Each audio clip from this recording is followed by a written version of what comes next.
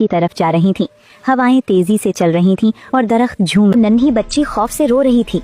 बानो अम्मा उसके पास गईं और उसे गले लगाया। मत डरो मेरी बच्ची, वो चला गया, बानो अम्मा ने हाँफते हुए कहा। बच्ची भूख और डर से निढाल थी। बानो अम्मा ने अपनी झोली में हाथ डाला और वही रोटी निकाली जो सानिया ने उन्हें दी थी। ये लो बेटा, इसे खा लो, तुम्हें ताकत मिलेगी। बानो अम्मा ने बड़े प्यार से वो जहरीली रोटी बच्ची के हाथ में थमा दी। उन्हें खबर ही न थी कि वो उस बच्ची को क्या दे रही हैं। बच्ची ने शुक्रिया अदा किया और रोटी लेकर अपने घर की तरफ भाग खड़ी हुई, ये सोचते हुए कि घर जाकर सुकून से खाएगी। बानो अम्मा वहीं खड़ी उसे जाता देखती रहीं। दूसरी तरफ महल में सानिया बेचैन थी। उसका दिल घबरा रहा था। अचानक उसे ख्याल आया कि उसकी अपनी छोटी बहन सहर, जो उसकी जान से ज्यादा प्यारी थी, वो कहीं नजर नहीं आ रही। सहर की आदत थी कि वो शाम को बेकरी के आसपास खेलती थी। सानिया भागती हुई महल के हर कमरे में गई। सहर, सहर, वो चीखती रही, मगर कोई जवाब नहीं आया। खादिमाओं ने बताया कि छोटी शहजादी को आखिरी बार जंगल के किनारे खेलते हुए देखा गया था।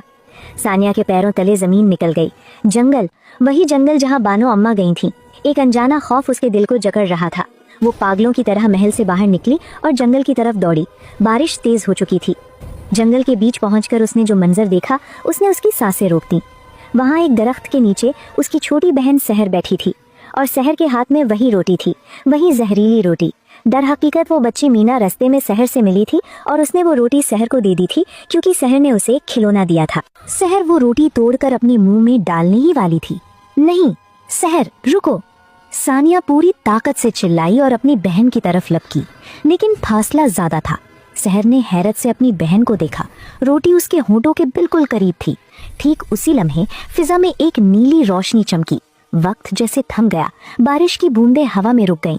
एक निहायत खूबसूरत नीली परी, ब्लू फेरी, जिसका नाम अस्मारा था, रोशनी के हाले में जाहिर हुई।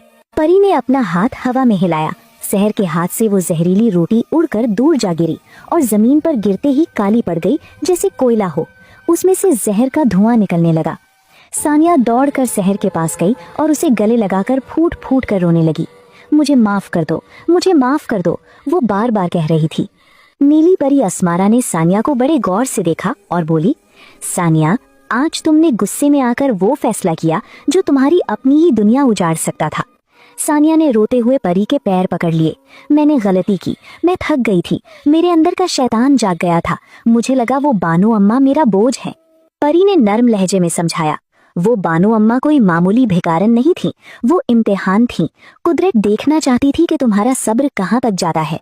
और आज उसी बानो अम्मा ने अपनी जान पर खेलकर जंगल में एक बच्ची को रीछ से बचाया। अगर वो नेकी ना करती तो आज तुम्हारी बहन के हाथ में ये रोटी ना होती, बल्कि शायद वो किसी और मुसीबत में होती। लेकिन तुम्हारी नफरत ने उस नेकी को मौत में बदल दिया था।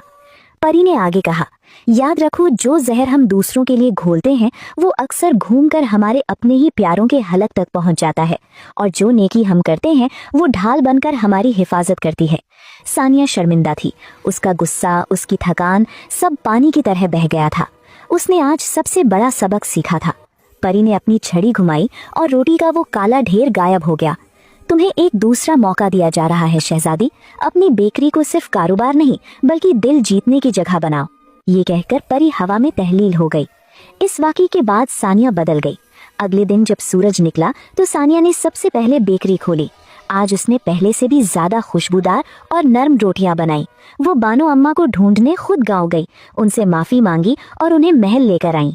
अब शहजादी सानिया की बेकरी सिर्फ शहजादी की नहीं बल्कि पूरे शहर की उम्मीद बन गई थी।